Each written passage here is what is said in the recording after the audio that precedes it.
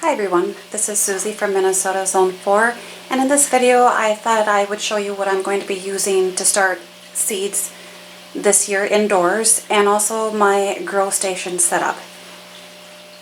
So what I'm doing differently this year is basically I had ordered a bunch of these little trays, which you can see has drainage holes, and I'm just going to sow the seeds in here, not pretty thickly, some will be a little thicker, but that way I'm just going to prick them out whenever it comes time to potting them up. And I'll take you through that process, but this is going to be different for me, and my only reason being with that is because I hate thinning seedlings, especially whenever they all look really good. And some seeds cost a little bit more than others, so I thought I'd just try this route and see how well I like it. In the past I have done the peat pellets and they work. My only issue is I know whenever I go to plant them outside, I take that mesh liner off of them, and by the time the end of the season comes and I'm pulling that plant out when it's done, it's still kind of in that form. So I don't like that. It depends on the plant. If it's a very aggressive plant, they'll root out, but if not, they tend to stay in that. So it has its ups and downs. And then also this was in a huge tray. I just kind of cut this out because I didn't have enough seeds for that. Plus I bottom water, so I needed just a little area to pour my water in. But this was in a huge flat, got it at the dollar store. But I'm doing this for plants that don't like their root systems disturbed. I figured they would probably tolerate this a little bit more by popping them out of here than by pricking them out of here. And then with that, I'm using these trays here. They have no drainage holes. I bottom water when I first start my seeds.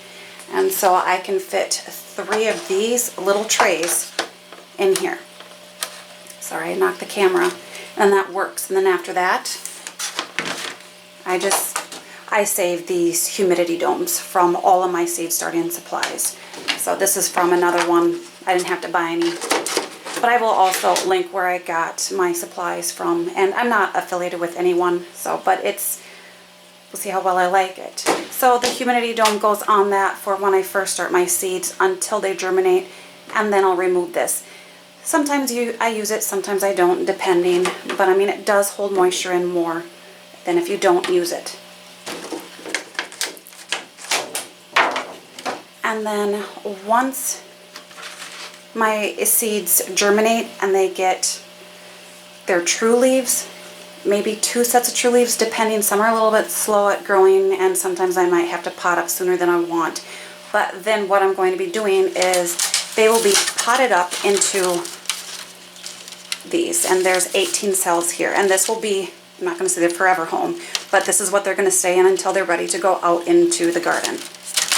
And they're a good size. I know I have some other pots elsewhere, probably for some of the viners I'm going to be doing. They're a bit bigger that I've saved over the years, but this is pretty much what I'm going to be using for my flowers and vegetables. And then with this, when they're potted up in here, then it's going to be transferred to that. And the reason it just sits right in here is because once I take this outside for the hardening off process, I'm not going to be bottom watering. At that point, everything's going to be watered overhead. If it can stay outside, I don't have to worry about a light rain drowning my plants. So I had that issue last year, and I had to pop holes in all of these last year, and it was a little bit of a pain in the butt. So I'm going to try this, and this is also new. So there's that process. I know whenever I do this, sometimes I can sow 2 different types of seeds in this, and so what I usually use is I just use painter's tape and a Sharpie. I mark on it, make sure I have the right seed in the right spot, and then sometimes I can have 6 types of seeds started in one flat here, which works out pretty good for me. Other thing is for my viners in the past, I've used these skewers to make like little teepees. This is something I got at the dollar store, and that's helped out a lot. Let's see what else. So there's that. Next thing is for when I start my seeds, I always want to use a soilless seed starting mix.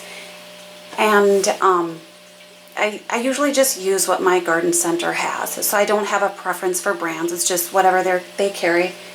And I always pre-moisten it. That way whenever it goes into the tray here like this, I like it because sometimes when it's dry and you go to water it, it just bubbles up and it just makes a mess. Your seeds go all over the place. So I prefer moistening it first. That way it's a little bit more easy to work with. Some people don't care for it, but that's the way that I've done it and I have really good results. Just trying to see if I covered everything there. Other thing I use is sometimes vermiculite, depending. Some of my seeds say to use that for on top. I know that it kind of cuts down on, people say algae, but sometimes I use it, sometimes I don't, depending. I'm just gonna take you off here. Bear with me.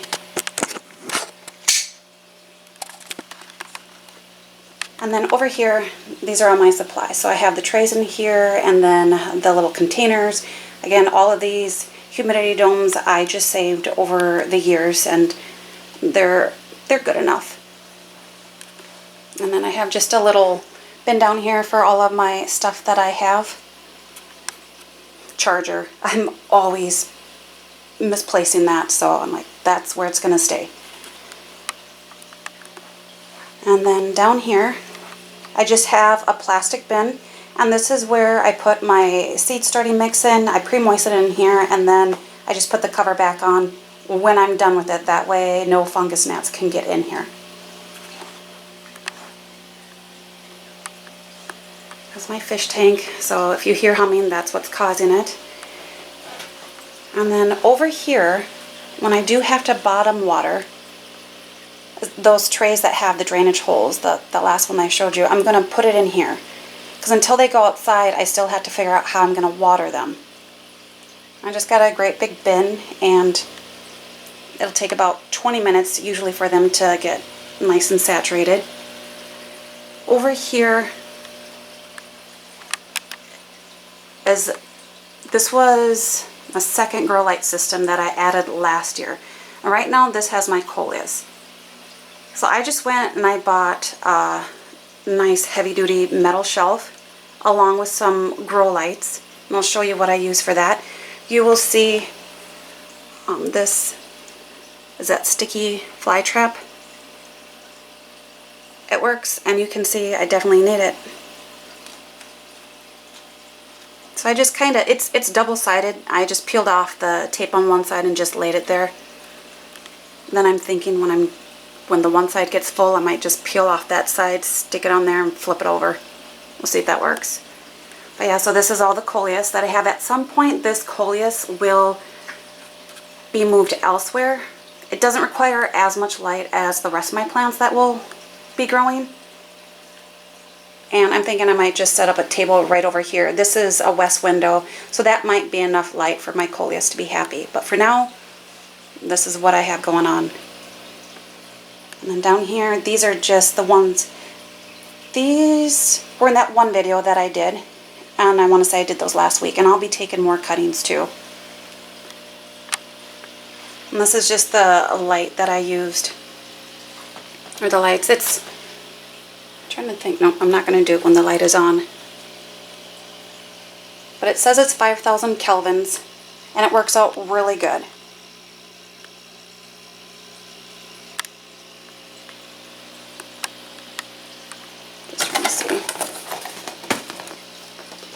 And I had gotten this at Walmart.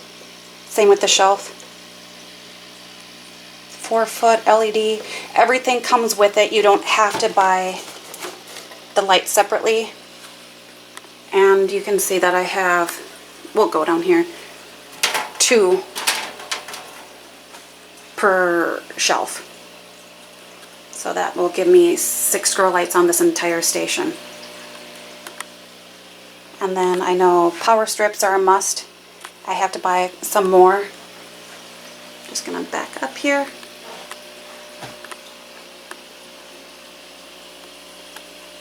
A fan, and that just helps. I have it over here right now so I don't knock into it, and plus I have it off so it doesn't interfere with the sound quality. But this just kind of helps create stronger seeds, and I really, really like this. I might have to get another fan since I have 3 kind of separate areas. And then this was my first grow light station that I had gotten not last year, thinking it was 2 years ago. And it's nice, don't get me wrong, I do like it. One thing I do like about it is the width of this.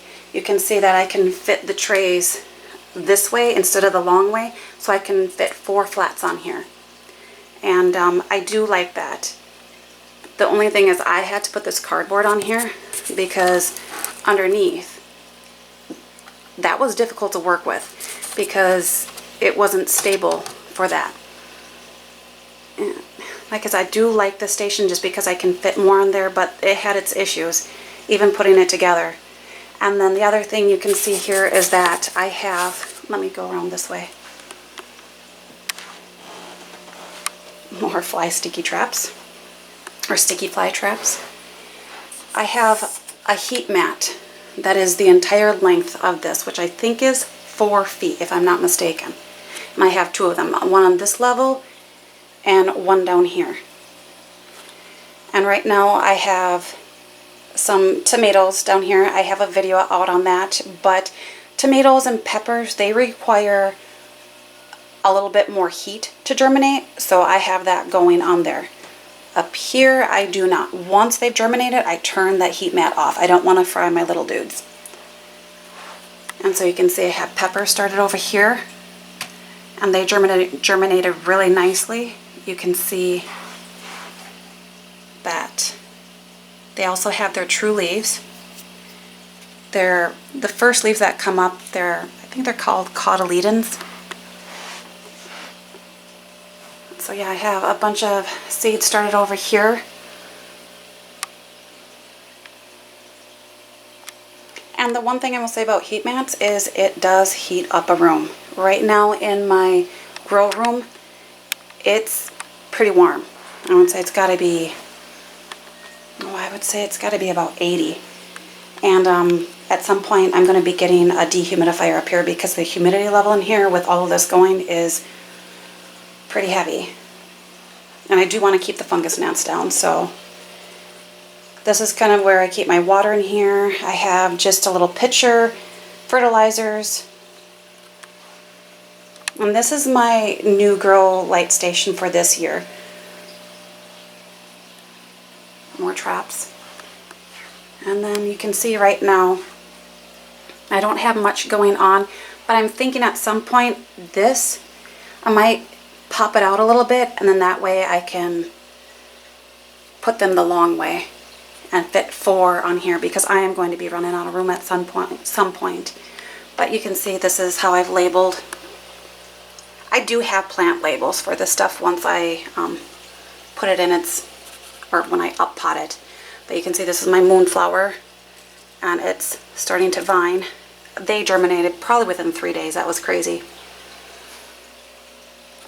And then I'll show you here since this light is not on. So if you can see, there's 2 bulbs in there. And this is plastic, and it never gets hot, so you don't have to worry about it burning the leaves on the plants. And that's my other stations too. None of that gets hot. There's a little, let's see, where are they? Oh, this might not have it. I had little pull strings on my other one, but these were a little different this year. And then there's these little S-hooks, and then as I need to raise it, I can just loop it on there for whatever I need. This is one where I need more power strips because you can see lots of cords down there.